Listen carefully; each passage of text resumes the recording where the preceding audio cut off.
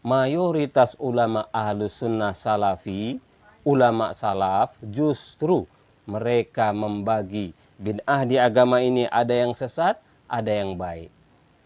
Mengapa kita mengatakan semua bid'ah di agama ini sesat?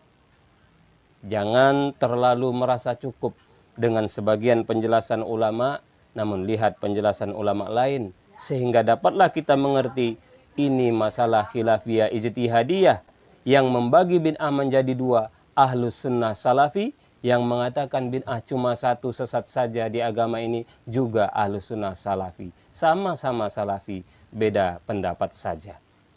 Bahkan yang lebih kuat sebenarnya yang membagi dua. Karena itu yang disampaikan mayoritas ulama-ulama salaf, ulama-ulama salafi sejak dahulu kala.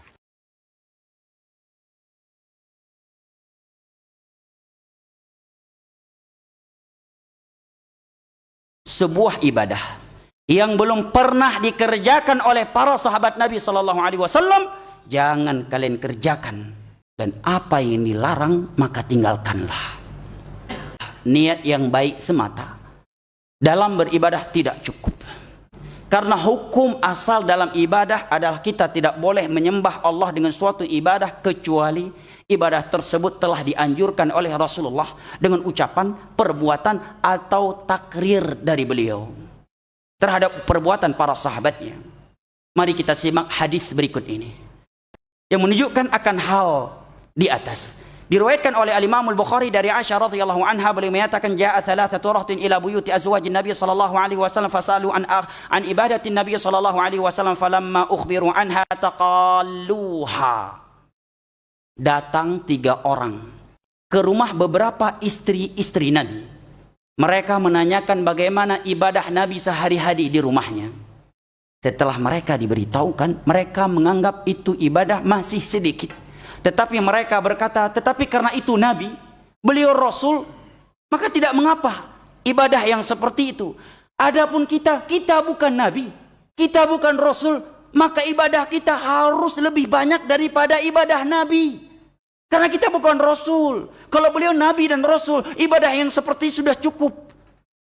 Adapun kita bukan Nabi, kita bukan Rasul, maka kita harus lebih banyak dari ibadah Nabi. Bagus tidak tujuannya? Bagus. Pulang, maka salah satu dari 3 orang ini berkata, amma ana fala atazawwajun nisa. Kalau demikian saya akan hidup single. Saya akan hidup menjomblo sendirian, tidak akan menikahi wanita sampai matiku, agar aku fokus beribadah. Yang kedua menyatakan, amma ana fa usalli al-laila wa la arqud. Adapun aku, maka aku akan sholat 1 malam penuh dan tidak akan pernah tidur di malam hari. Yang ketiga menyatakan, amma ana fa asumud dahr wala uftir. Adapun aku, maka aku akan berpuasa setiap hari dan tidak ada hari yang aku tidak berpuasa. 3 ibadah yang dianjurkan oleh Allah dan Rasulnya secara umum. Tidak mau menikah, ingin fokus ibadah.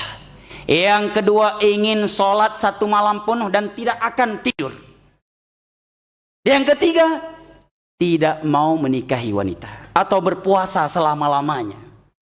Pulang Nabi, maka diceritakan kepada beliau oleh istri-istrinya ucapan mereka tersebut. Setelah itu Nabi memanggil mereka, antum qultum kada wa kada, apakah kalian yang berkata demikian dan demikian? Maka mereka pun mengakuinya. Maka setelah itu 12 timang kinang dari Nabi. Nabi menegaskan dengan sabdanya, amma ana fa inni atqakum lillah wa akhsyakum lah. Saya lebih bertakwa kepada Allah dan lebih takut kepadanya dibandingkan kalian. Aku salat di malam hari, tetapi juga aku tidur di sebagian malam. Tidak salat 1 malam suntuk. Aku berpuasa dan ada hari-hari aku juga tidak berpuasa. Wa ana tazawwajun nisa, dan aku menikahi wanita. Faman raghiba an sunnati falaysa minni. Barang siapa yang membenci sunnahku, maka dia bukan dari golonganku. Niat yang baik belum cukup. kalau tidak dibangun di atas dalil. Nabi berpesan, maka hendaknya kalian berpegang teguh dengan sunnahku dan sunnah khulafa ar-rasyidin yang mendapatkan petunjuk dan bimbingan dari Allah. Gigitlah dengan gigi geraham kalian sunnahku. Jangan kalian lepaskan. Jangan kalian lepaskan sunnah Nabi dari gigitan gigi geraham kalian hanya karena syubhat yang berbunyi kearifan lokal, tujuannya baik dan sebagainya. Adzu 'alaiha bin nawajid. Gigitlah oleh kalian sunnahku dengan gigi geraham kalian tatkala umat Islam telah berpecah dan saling berselisih di antara mereka.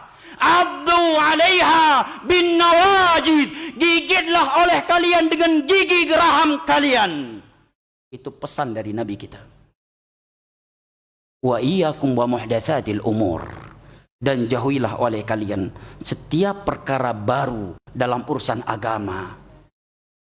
Karena setiap perkara baru dalam urusan agama adalah bid'ah dan setiap bid'ah adalah sesat.